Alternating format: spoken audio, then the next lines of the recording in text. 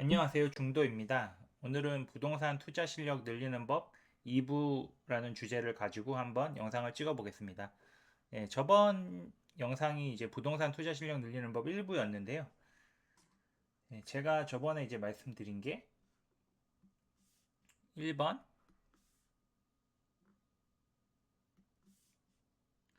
우선은 부동산 뉴스를 꾸준히 보시되 이 부동산이 어떻게 움직이는지 요거를 이제 보라고 말씀을 드렸잖아요.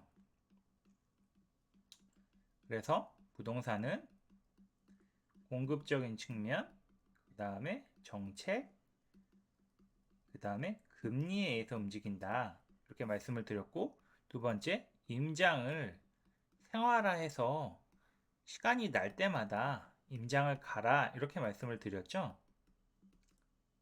이제 오늘은 이거에 추가해서 말씀을 드릴 건데요. 3번은 여기서 이 정책적인 부분이 과거의 역사에서 그대로 반복이 되는 경우가 많아요. 그래서 이 정책자들도 그 예전에 나온 정책을 가지고 그대로 복붙을 하는 경우가 많죠. 그래서 이 과거 정책이 어떻게 나왔는지 정책에 대한 공부를 해보면 좋아요. 그래서 이 역사를 공부해 보면은 이제 미래가 또 그대로 펼쳐지는 경우가 많다. 그래서 이 정책 공부를 꾸준히 이제 하실 필요가 있고, 왜냐면 이 대부분의 이제 규제책들이 예전 정책을 보고 그냥 이제 나오는 경우가 많기 때문에 이 정책에 대해서 보시면 되는데, 이건 이제 책이나 뭐 블로그나 이런 거 이제 계속 검색하시면 알 수가 있죠. 그 다음에 네 번째, 이렇게 공부를 하고 뭐 준비가 됐어요? 그러면 매수를 해야 돼요. 매수를 해야 되는데 여기서 본인 명의가 있잖아요. 근데 명의가 본인 청약 가점이 높은데 이걸 함부로 쓰면 안 돼요. 특히 뭐 오피스텔이나 뭐 신축 빌라 이런 거 사면 이거 굉장히 좀 위험하거든요. 그래서 이렇게 명의를 날려버리면은 이 명의가 굉장히 아깝기 때문에 이 본인의 이제 가점을 잘 파악을 하셔서, 만약에 내가 가점이 높으면은 청약에 도전해야 되지 이런 거 사면 안 되죠. 물론 요 재개발지에 이 신축 빌라에서 대박이 나오는 경우도 있긴 하지만 예, 주로 망하죠. 그래서 이 본인 가점을 잘 파악하시고 매수를 하셔야 되고요. 이 매수를 하게 되면은 마인드가 많이 바뀌어요.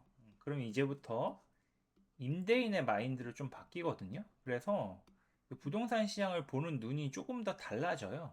그래서 조금 눈이 더 개안이 된다 이렇게 말씀드릴 수 있고, 이제 우선 한 개를 사게 되면은 다주택자의 길로 가던가 아니면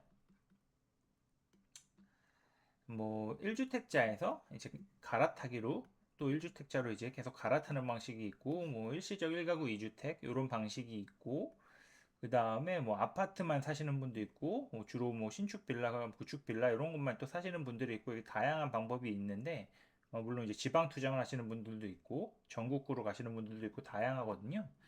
그래서 이제 이 단계로 가려면 우선 첫 번째 주택을 이제 사는 게 중요해요. 그래서 요 이제 첫 번째 주택을 사는 게 굉장히 중요하고요.